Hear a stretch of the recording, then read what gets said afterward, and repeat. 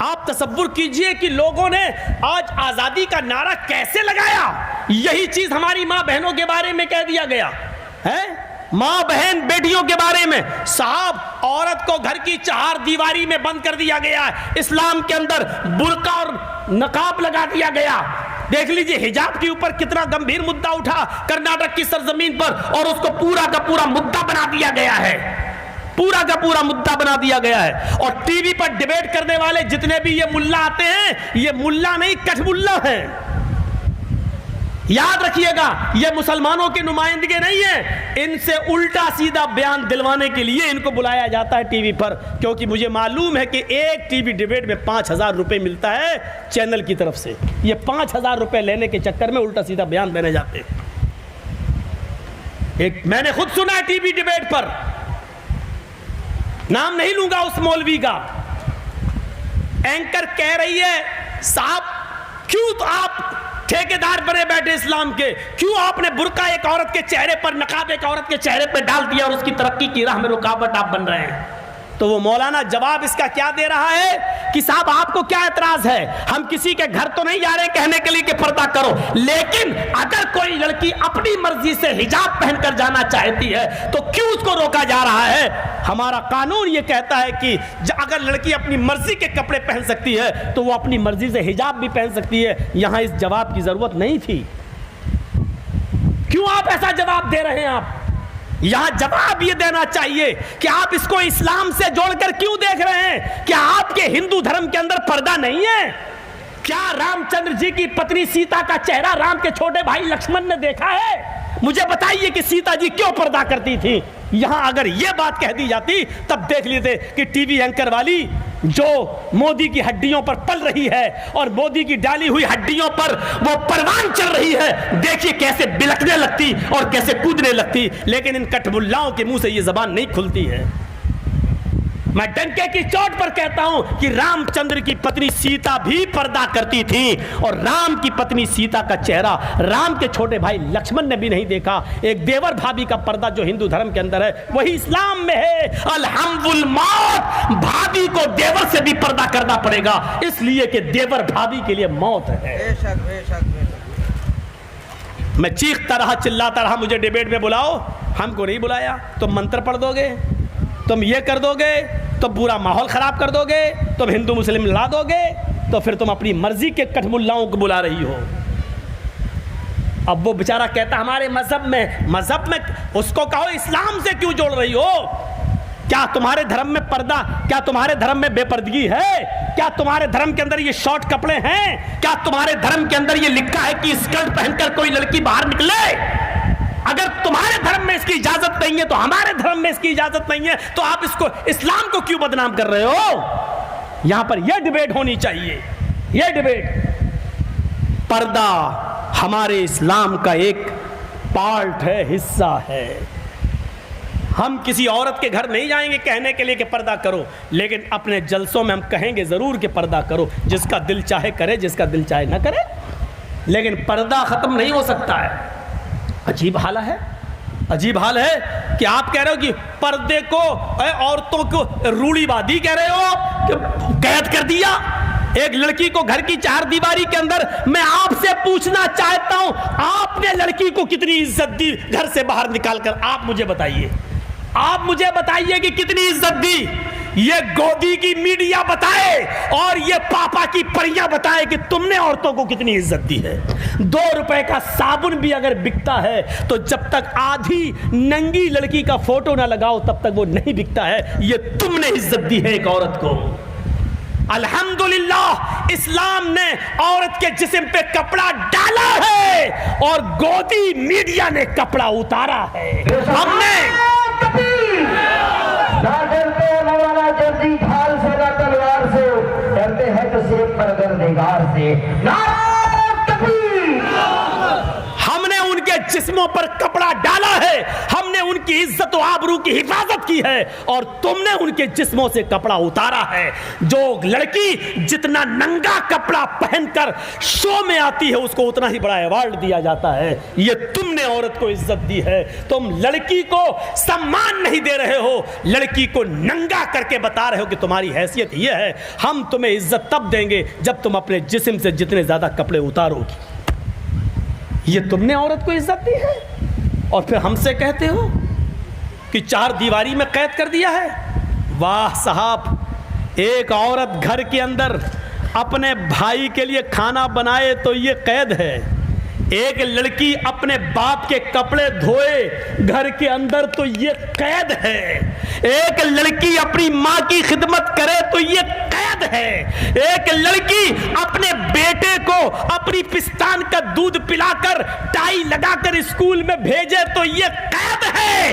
और तुमने नौकरी के नाम पर इस लड़की को होटलों में और क्लबों में भेज दिया है, जहां वो होटलों में गैर मर्दों के बिस्तर बिछाती है तो ये आजादी है। गैर मर्दों से मुस्कुरा मुस्कुरा कर बात करके सामान बेचती है दुकान पर तो ये आजादी है। तसव्वुर करो, अपने घर में अपने बाप और बेटे और भाई की खिदमत करना कैद लगता है तुम्हें, और गैरों के सामने मुस्कुरा मुस्कुरा कर बातें करने वाली को आजादी दिखाई देती है तुम्हें। अगर ये अकल है तुम्हारी तो तुम्हारी अकल में भूसा भरा है, तुम्हारी अकल भ्रष्ट हो चुकी है।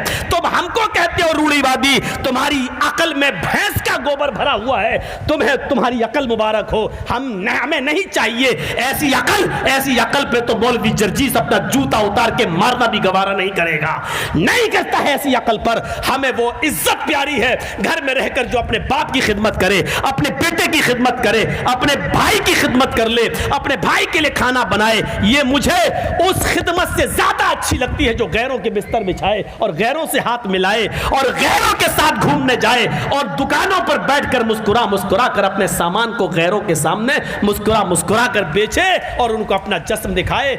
मुझे उससे बेहतर लगता है कि अपने घर में रहकर अपने माँ बाप की खिदमत करे। तुम्हें कैद दिखाई देती है ये, तुम इसको इज्जत कहती हो। हमारे बहुत से लोगों को बुरा लगेगा क्योंकि हमारी भी बच्चियां तो नौकरियां कर रही हैं सरकारी डिपार्टमेंट में, हमने भी तो उनको आज़ादी दी है। अब लगेगा तो लगेगा, इसमें हम क्या कर लें, हम मजबूर हैं, हम कर क्या सकते हैं। कुरान और हदीस बताना हमारा काम है। सुन लो, दो डिपार्टमेंट होते हैं, एक घर के अंदर और एक घर के बाहर। अल्लाह ने मर्द को घर के बाहर का डिपार्टमेंट सौंपा है और औरत को घर के अंदर का डिपार्टमेंट सौंपा है। काम अलग अलग है, डिपार्टमेंट दो हैं, शोबे दो हैं, एक घर के अंदर का है, एक घर के बाहर का है। दो ही मखलूक है, मर्द और औरत। औरत को घर के अंदर का डिपार्टमेंट दिया है और मर्द को घर के बाहर का डिपार्टमेंट दिया है। मर्द की जिम्मेदारी है कि वो मेहनत करे, मजदूरी करे, बिजनेस करे, कारोबार करे, कमा कर लाए, और औरत की जिम्मेदारी यह है कि घर में बर्तन धोए, झाड़ू लगाए, घर की सफाई करे और अपने बच्चे की देख रेख करे और घर का सारा मामला औरत संभाले। इसलिए उसको रब्बतुल बैत, घर की मालिका और घर की महारानी कहा गया है। और यह कह दो इंग्लिश में कि औरत को होम मिनिस्टर का दर्जा दिया गया तो गलत नहीं। अपने अपने डिपार्टमेंट मान लो, बात खत्म। औरतों को भी आपने बाहर के डिपार्टमेंट पे लगा दिया है तो गड़बड़ी तो पैदा होगी ही, गड़बड़ी तो पैदा होगी। और अभी एक चुड़ैल का इंटरव्यू आया था, देखा आपने? बड़ी चल रही है इस वक्त, मेहरबानियां हैं चौकीदार की। उसका नाम है कंगना रनावत। उसका इंटरव्यू आया था और उसने अपने इंटरव्यू में कहा कि मुझे इतनी ऊंची जो पोस्ट मिली है, आज मैं जो यहाँ तक पहुँची हूँ, आज मैं इतने बड़े ओहदे पर, आज इतने जो हमें बड़ी एजाज़ जो मिला है, आपको क्या मालूम है, कपिल शर्मा शो में आके उसने कहा था कि आपको क्या मालूम है, मुझे इस रास्ते तक और इस कामयाबी तक, इस तरक्की तक आते हुए कितने लोगों के बिस्तरों को गर्म करना पड़ा, ये आप क्या जाने। ये दी है आपने एक औरत को इज्जत, ये दी है एक औरत को मकाम। और इस्लाम ने एक औरत को क्या इज्जत दी है वो आप जानते हैं। इस्लाम ने एक औरत को ये इज्जत दी है कि आप अपनी बहन, अपनी बेटी को अगर घर में उसकी अच्छी परवरिश और तरबियत करते हैं और कोई शख्स तुम्हारे घर में घुस जाए और तुम्हारी बहन तुम्हारी बेटी के साथ, तुम्हारी बीवी के साथ रेप करना चाहे, जबरदस्ती करना चाहे, उसकी इज्जत व आबरू से खेलना चाहे, तो तुम उससे लड़ जाओ। लड़ते लड़ते यहां तक कि अगर तुमने उसको कत्ल कर दिया है तो तुम गुनाहगार नहीं होगे। यानी अपनी बहन, अपनी बेटी और अपनी बीवी की इज्जत व आबरू को बचाते हुए अगर आपने उसको मार भी दिया और कत्ल भी कर दिया तो आपको सजा नहीं मिलेगी। इज्जत व आबरू को इस हद तक बचाया है इस्लाम ने एक औरत को। और यहाँ तो कई लोगों के बिस्तरों को गर्म करने के बाद एक लड़की को तरक्की मिलती है, एक लड़की को एजाज़ मिलता है, एक लड़की कामयाबी की सीढ़ियों को तय करती है। अब अंदाज़ा लगाएं, ये आपने दिया है। कुरान करीम ने इसीलिए औरतों को हुक्म दिया, वक़रना फी बुयूतिकुन्ना, अपने घरों को लाजिम पकड़ लो और बिला ज़रूरत तुम घर से बाहर न निकलो। कुरान करीम ने कहा कि अपने घरों को पकड़ लो, लाजिम पकड़ लो, घरों से बाहर न निकलो बिला ज़रूरत। इसका यह मतलब नहीं है कि अगर तुम्हारी तबीयत खराब हो जाए तब भी तुम नहीं जा सकती हो, नहीं। अगर तुम्हारी तबीयत खराब है तो डॉक्टर को दिखाने जा सकती हो, हॉस्पिटल तुम जा सकती हो, इजाजत है तुम्हें, शादी में शिरकत कर सकती हो, जायज है तुम्हें। अगर तुम किसी स्कूल में पढ़ाती हो, जायज है तुम्हें। शरीयत ने सिर्फ इस बात से रोका है कि बेपर्दगी का मुजाहरा ना हो। तुम हिजाब के साथ, चेहरा छिपाकर, तुम पर्दे के साथ स्कूल में भी जा सकती हो, मदरसों में भी जा सकती हो, पढ़ने भी जा सकती हो और डॉक्टर को दिखाने भी जा सकती हो, अपनी नानी और अपनी खाला और अपनी चाची के घर भी जा सकती हो। लेकिन शर्त यह है कि बेपर्दगी का मुजाहरा नहीं होना चाहिए। यह है इस्लाम। हज़रत फातिमा तो यहाँ तक कहती थी कि अली, जब मेरा इंतकाल हो जाए तो मुझे दिन के उजाले में दफनाने मत ले जाना, मुझे ईशा की नमाज के बाद रात की तारीकी में दफनाने के लिए कब्रिस्तान ले जाना। तब हज़रत अली ने कहा ऐसा क्यों? तो फरमाती हैं कि मैं नहीं चाहती कि मेरे मुर्दा जिस्म के ऊपर पड़े हुए कफन पर भी किसी गैर मर्द की नजर पड़े। मेरे मुर्दा जिस्म पर पड़े हुए कफन पर भी किसी गैर मर्द की नजर पड़े। चेहरा तो दूर, हाथ तो दूर, हथेलियां तो दूर, मेरे जिस्म पर पड़े हुए कफन पर भी किसी गैर मर्द की नजर पड़े। ये पर्दा था। वो भी कह रही है कि मेरे इंतकाल के बाद भी, जबकि मुर्दा लड़की से निकाह जायज नहीं है, मुर्दा से निकाह हलाल नहीं है, जायज नहीं, फिर भी कह रही है कि मेरे इंतकाल के बाद मेरे जिस्म पर पड़े हुए कफन पर भी किसी गैर मर्द की नजर पड़े, मैं इसको भी गवारा नहीं करती हूँ। हजरत फातिमा से सीखें आज हमारी बच्चियां, आज हमारी कौम की बेटियां।